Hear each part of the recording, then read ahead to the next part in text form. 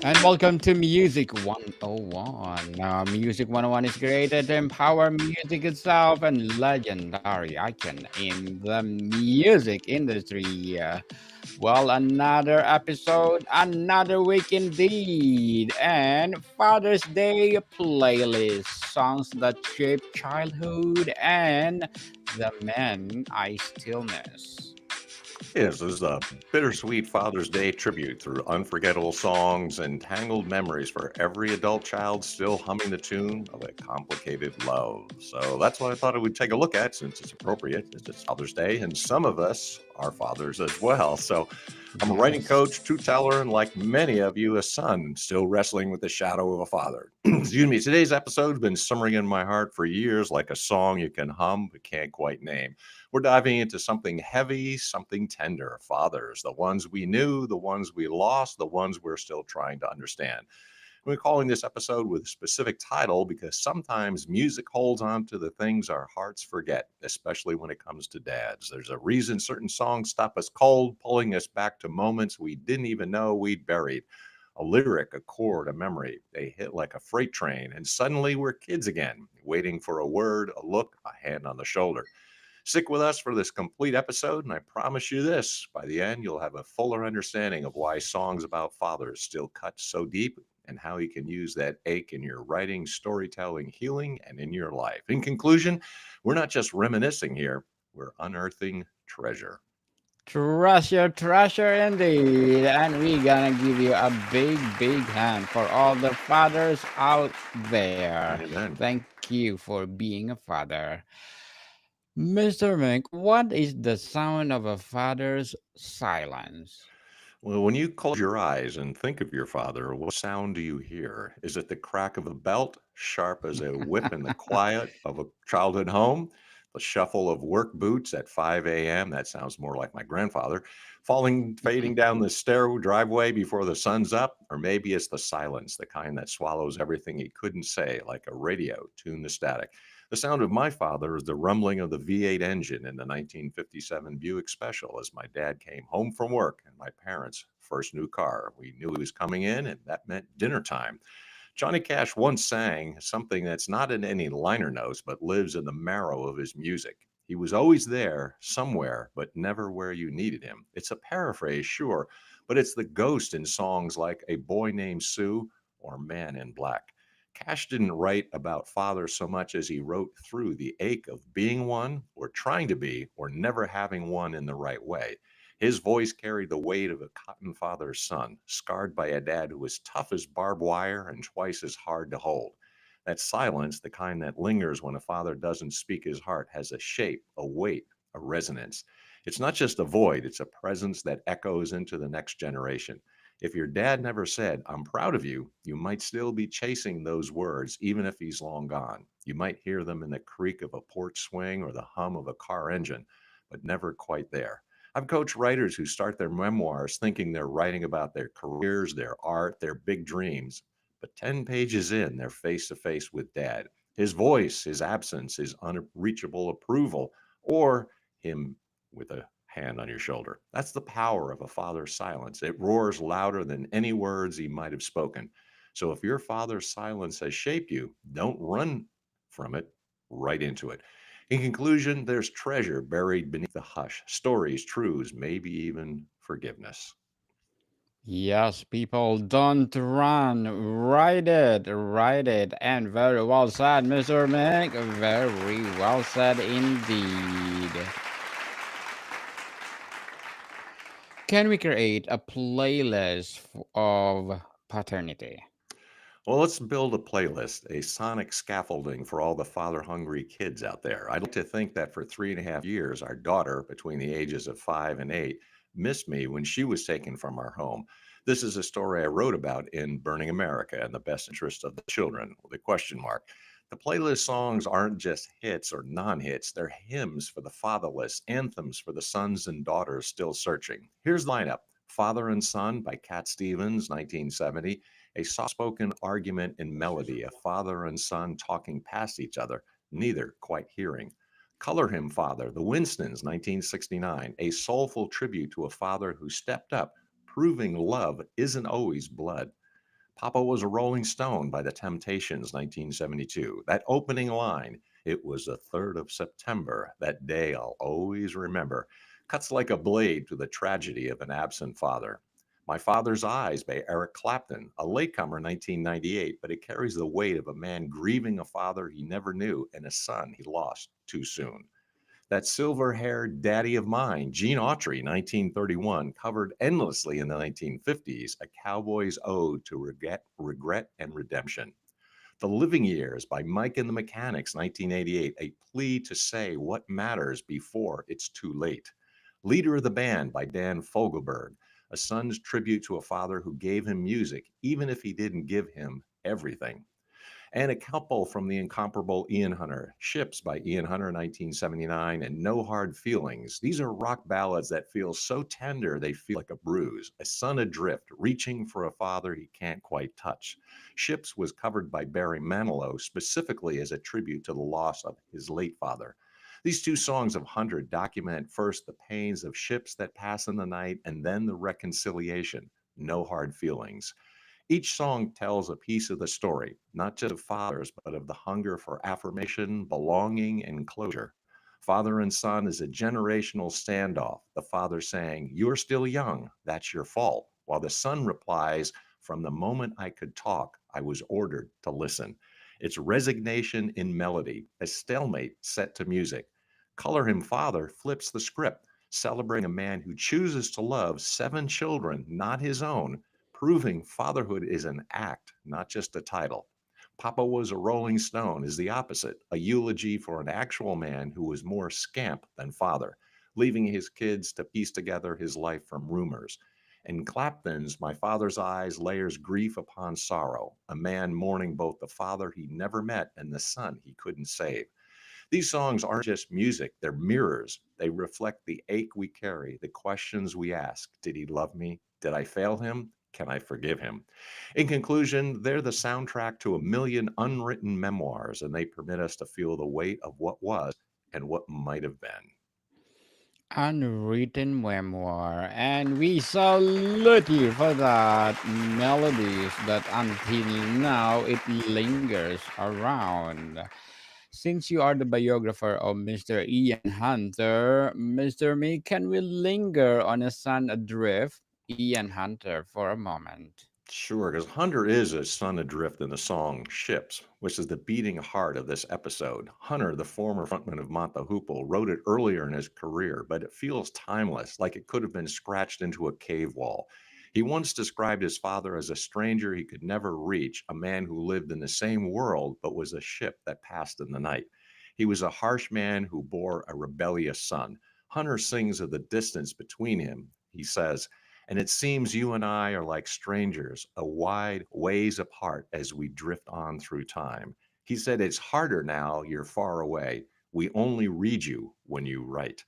This is a funeral sermon for a living man. When Hunter sings that, you hear the weight of a million sons who tried their dads through clenched fists and unsent letters. You feel the daughters who stood at the edge of their fathers' lives, waiting for an invitation that never came. It's not just a lyric, it's a wound, and it's universal because who hasn't felt that distance, that longing to bridge the gap? But Hunter's story doesn't end with ships. In his later solo work, especially albums like Fingers Crossed in 2016, you hear a shift. The rage and grief of youth soften into something like acceptance. And one of his newer songs, No Hard Feelings, he lives in the echo of his father, making a man out of a young boy, Ian. With the guitar gently strumming and singing No Hard Feelings, Hunter forgives his dad for all the pain he caused when he boxed his ears. It's the sound of a man who stopped blaming his father and started seeing him as human, flawed, damaged, and trying. Most importantly, forgiven. That journey from estrangement to empathy is the emotional map of the episode. Ships is the ache, No Hard Feelings is the balm. It's a reminder that fathers aren't gods or villains. They're just men carrying their wounds, their silences. And we see that something shifts. In conclusion, we don't just forgive them, we start to forgive ourselves. Indeed, forgive yourself so that you can forgive others. Mm. To name another example of a difficult father son relationship, Did not Johnny Cash have a difficult time as well? Johnny Cash carried his father like a shadow across his life. His dad, Ray Cash, was a cotton farmer, tough as nails and not known for softness. When Johnny's older brother Jack died in a sawmill accident at 15, Ray allegedly turned to Johnny and said, "It should have been you." True or not, that story bled into every note Johnny sang. Listen to Give My Love to Rose or Folsom Prison Blues. They all carry the whisper of that wound. Give My Love to Rose tells the story of a prisoner who has not seen his family for 10 years and the day he was released from prison. The song tells the story of a dying man who has just been released from prison after 10 long years, and the lyrics relate. Tell my boy that daddy's so proud of him. A father's condemnation internalized becomes a kind of lifelong confession. Cash's voice, rough as gravel, as always chasing redemption, whether he's singing about prison, love, or God. By the time he recorded Hurt in 2002, covering Trent Reznor's raw lament, Cash wasn't just singing, he was confessing everything. His voice cracked like old wound, carrying the weight of being a son, a father, a failure, a survivor. He'd become all the roles at once: the wounded boy, the flawed dad, the ghost seeking absolution. There's something Christ like in that, taking on the pain, the roles, the love, offered too late and just in time. Cash's life was messy, loud, and broken, but he never stopped reaching for grace. In conclusion, and that's the hope for all of us as fathers, the shadow of a father's failure doesn't have to define the song we sing. Very well said, Mr. Mig. Very well said. And what does the Bible say and doesn't say? Well, let's pivot to the ancient because the Bible has a lot to say about fathers and a lot it leaves unsaid. Scripture is full of fathers, but they're rarely simple heroes. Abraham, the father of many nations, nearly sacrifices his son Isaac on a mountain. David, the man after God's own heart, is a disaster as a dad. His neglect lets Absalom spiral into rebellion, and it costs him everything. Eli, the high priest, can't control his sons, and their corruption brings down his house. Then there's Joseph, the adoptive father of Jesus. He's quiet, steady, a carpenter who steps into a divine role without fanfare. He's barely mentioned in the Gospels, yet his presence is foundational, faithful, protective, and silent in the best way. In Hebrew, the understanding of a father, Av, is fundamentally the strength of the house, the one who provides stability, protection, and spiritual foundation for the family, introducing God's presence into the home. This goes beyond just biological paternity to encompass leadership, provision, and spiritual guidance within the household structure. To be a father is to carry another's future in your choices, to hunger for their good.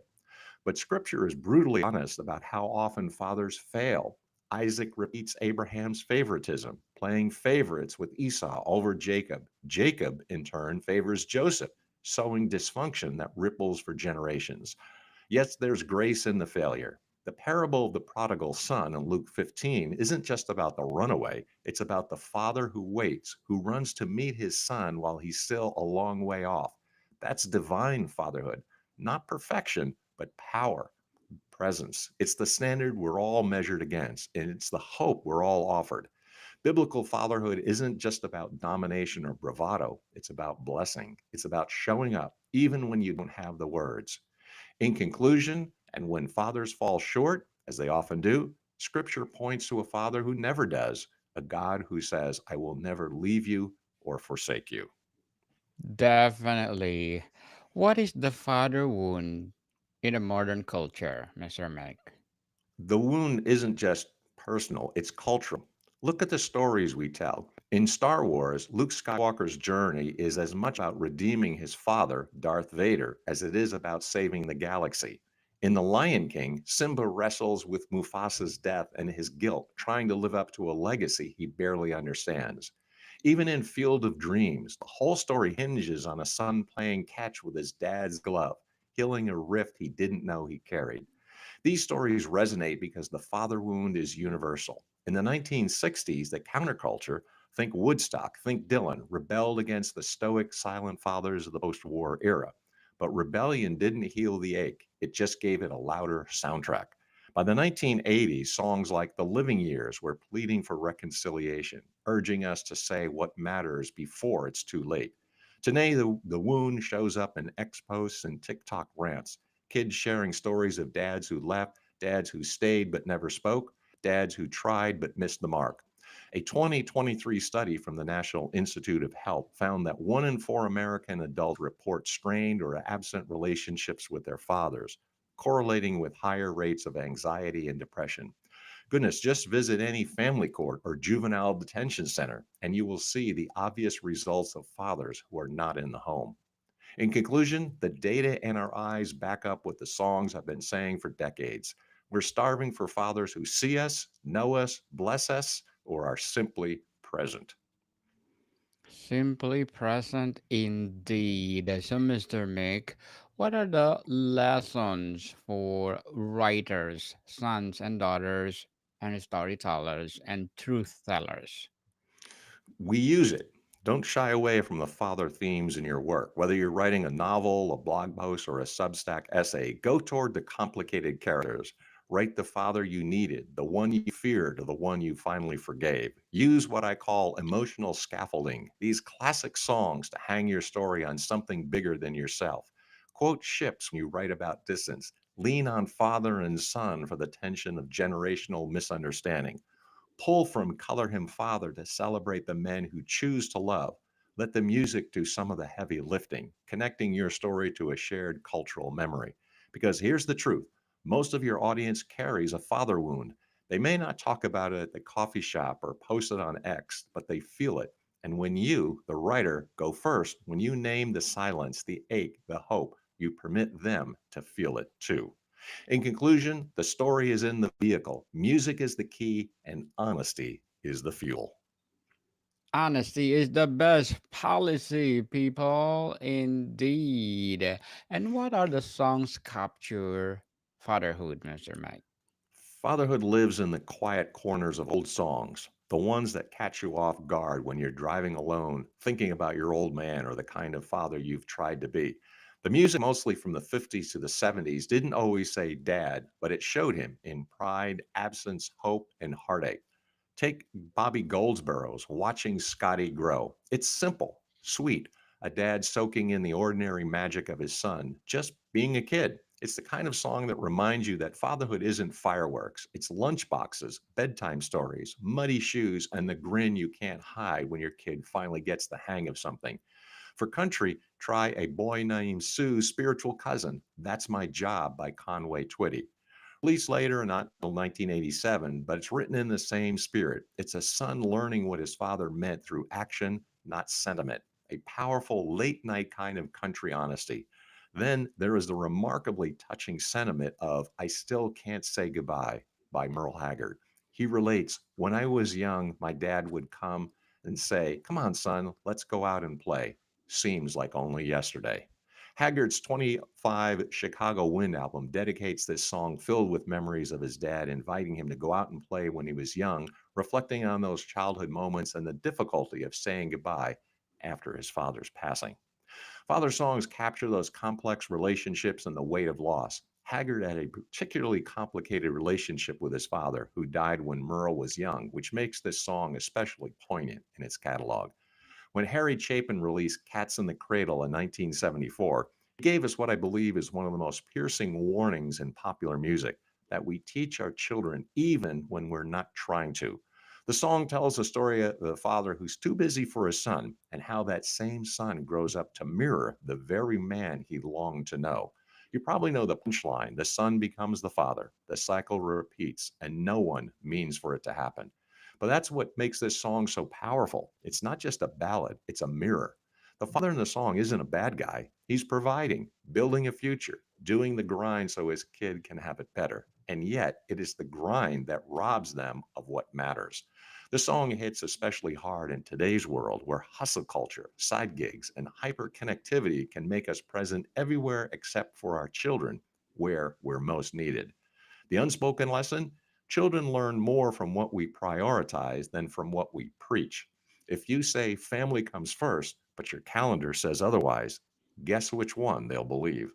Wherever your treasure is, there your heart will also be. That's what Jesus said, not just about money, but about time, attention, presence. We have footprints in the souls of our kids every day, whether we mean to or not. And if we're not careful, we can raise children who grow up longing for our attention and then go on to withhold theirs from their own. Cats in the Cradle is a cautionary tale, but not a hopeless one. If you're a father listening right now and you see yourself in that song, it's not too late. Pick up the phone, show up to game, cancel the meeting, invite your kid into your day, even the boring parts. Because even if you didn't grow up with that kind of attention, you get to break the pattern. You get to choose a different chord. Again, there's something timeless about Crosby, Stills, Nash, and Young's Teach Your Children. It feels less like a protest song and more like a plea to pass on wisdom, but to do it with humility, to teach what we know and to be open to learning from the next generation.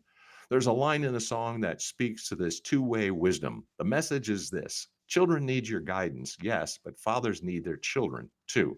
This is countercultural in a world that idolizes the hippie made man, the cool dad, the party dad, the wandering eye dad. But scripturally and psychologically, we know that reciprocal love is where real transformation happens. Fathers, do not provoke your children to anger, but bring them up in the discipline and instruction of the Lord. That's from Paul's letter to the Ephesians. It's not a command to dominate, it's a call to nurture, to teach, yes, but also to listen. When you sit with your child and you hear them, whether they're 6 or 26, you're not giving up authority, you're deepening trust. Teach your children reminds us that parenting isn't a one time performance, it's a lifelong duet. And sometimes your child's voice will carry wisdom you need to hear.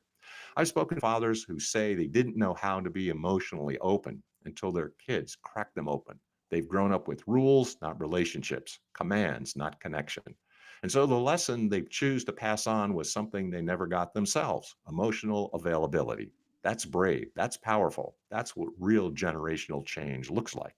If Cats in the Cradle says, pay attention or you'll teach the wrong things, then Teach Your Children says, be intentional, teach love, teach listening, and don't be afraid to learn too.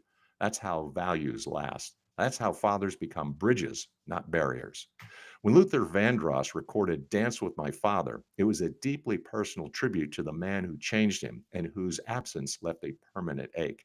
What makes this song resonate so widely is its vulnerability. It's not about regrets over missed ball games or lessons left untaught. It's about moments, a dance, a laugh, a bedtime routine, the little things that build a fortress of memory strong enough to outlast grief.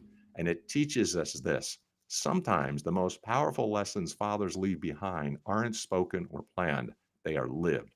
Your children may not remember the lecture about honesty, but they'll remember how you responded when you messed up. They may not remember your opinions, but they'll never forget how you made them feel, especially in the most tender, fearful moments. In the Old Testament, fathers were instructed to impress God's commandment on their children, not just during prayer, but when you sit at home and when you walk along the road, when you lie down and when you get up.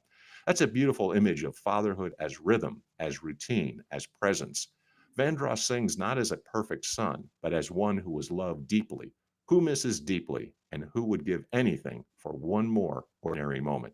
The lesson here: don't underestimate the quiet rituals, the way you tie your shoes, the tone of your voice when you say goodnight, the song you play on the radio during a Saturday drive. Those are the things that your children will reach for when you're gone. Make them worthy of remembering. So, what do these three songs, so different in tone, have in common? They each remind us that fatherhood isn't just about guidance, it's about legacy. Sometimes we teach by accident, sometimes we teach with care, and sometimes we teach by the way we love and are loved in return. Whether you're a father, a son, a daughter, or someone carrying wounds from what wasn't passed down, you have the power today to start a new verse in your family song. Because legacies aren't just inherited, they're built moment by moment, word by word, song by song. Thanks for listening, and hopefully something moved you. Reach out to your father, your child, as I do, and share a song that means something to you. And because it's not because it's perfect, because it's yours. And remember, you don't need to be a perfect father to leave behind a beautiful song. Finally, I would say, dedicated to my daughter, the Mills Brothers, Daddy's Little Girl. That song, it's warm apple pie and four-part harmony, pure affection, a barbershop quartet blend that sings like the best parts of memory. Put them all together, and you've got a picture of fatherhood not as performance, but as presence. In conclusion, imperfect, echoing, unforgettable. Unforgettable indeed, and happy Father's to everyone. Happy Father's Day. And do we have some final thoughts for the road, Mr. Meg? So often we talk in circles and never really say the things we mean. That's all of it, isn't it? Sons, daughters, fathers, mother, circling the truth, afraid to say it. But what if we broke the circle? What if we said the things, Dad, I missed you. Dad, I forgive you. Dad, I became something good, even when you weren't there to see it. Dad, I'm still trying. That's a good enough prayer. That's a good enough ending. Thanks for spending the time with us. If this episode stirs something within you, don't let it fade. Write about it. Use it in your book, your blog, your journal. Send that note you've been afraid to send, or just sit with it like a song you can't stop humming. If you want a full playlist we talked about, build it yourself, song by song, story by story. Start with Ships, add Father and Son, throw in Papa Was a Rolling Stone. Let each track pull you deeper to your truth, because sometimes the truth we need is already playing on the radio. We just have to tune in. In conclusion, signing off, writing coach, truth teller, fellow son of a complicated man. Indeed, people, happy Father's Day again, and wish you all the best in life. This Father's Day playlist is not just music, it's a time machine. Each song's the one he sang off key in the car, the ball game anthems, or the worn out vinyl he carries the weight of his sticky fingers, shared laughter, and his unwavering presence. And again, happy Father's Day. And Mr. Mick, would you like to plug in something? Sure. Well, thanks for the opportunity. You always listen to the Doctor of Digital podcast. And if you're manuscripts collecting digital dust, I'm a book doctor. I specialize in literary CPR for thought leaders and visionaries. I diagnose why manuscripts die and revive them into authority building books should get read. If you got ideas trapped in an unfinished manuscript, you can grab my free lesson, connect with me on School, and you can also pick up a couple volumes I have written, Burning America, and also On Track, Ian Hunter. Thanks for listening.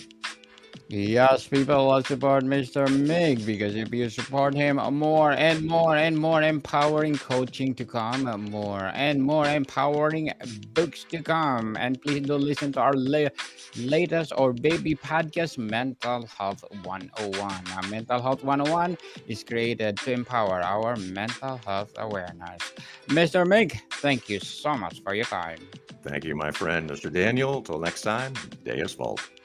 More to come, people. See you soon.